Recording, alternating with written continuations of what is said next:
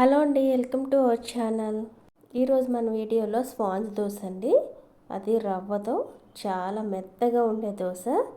పప్పులతో పని లేకుండా ఈ స్పాంజ్ దోశని ఎలా వేసుకోవచ్చు ఈ వీడియోలో అయితే చూసేయండి. ముందుగా ఒక మిక్సీ జార్ అయితే తీసుకుని దాంట్లోకి 1 కప్పు వరకు బాంబే రవ్వ, సూజీ ఉప్మా రవ్వ అండి.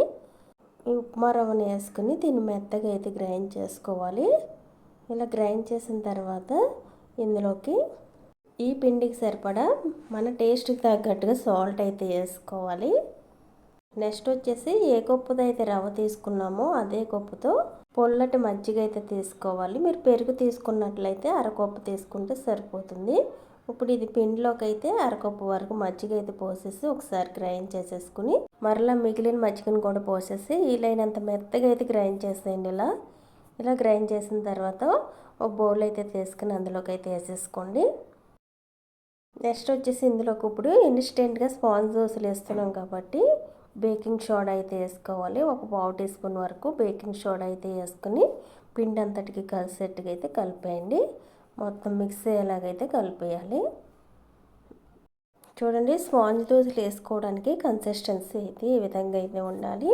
ఇప్పుడు స్టవ్ ఆన్ చేసి దోశ ప్యాన్ పెట్టేసి పెనం బాగా వేడైన తర్వాత దోశలు అయితే వేసుకోవాలండి. పెనం బాగా హీట్ అయిన తర్వాత ఒక గరిటెడు పిండి అయితే తీసుకుని వేస్తున్నాను. ఎక్కువగా స్ప్రెడ్ చేయకూడదండి స్పాంజ్ దోశలకి. వేసిన వెంటనే మనం పొల్లటి పెరుగు తీసుకున్నట్లయితే ఇలా హోల్స్ కింద అయితే వస్తాయి. ఇప్పుడు దీనిపైన మూత అయితే పెట్టేసి ఆవిరి మీద అయితే ఉడికిస్తున్నాను. మీరు కావాలంటే ఆయిల్ పోసుకోవచ్చు, లేకపోతే ఇలా నేను చేస్తున్నట్లుగా ఆయిల్ లేకుండా అయినా వేసుకోవచ్చు. 2 నిమిషాలు ఉడికిన తర్వాత మూత తీసి రెండో వైపుకి అయితే తిప్పుతున్నాను. రెండు వైపులా కాలనివ్వచ్చు, లేకపోతే 1 సైడ్ కాలిన తర్వాత తీసేసుకోవచ్చు అండి దోశల్ని. రెండో వైపున ఒక 1/2 నిమిషం పాటు కాలనిచ్చి తీసేసి మరలా దోశ అయితే వేస్తున్నాను. ఇప్పుడు పెనం హీట్ మీద ఉన్నప్పుడు ఈ దోశలు అయితే వేసుకోవాలి. ఒక 2 నిమిషాలు మూత పెట్టేసి దోశని అయితే కాలనిచ్చి రెండో వైపుకి తిరిగేసి ఒక 1/2 సెకండ్ పాటు దోశను కాలనిస్తే సరిపోతుంది.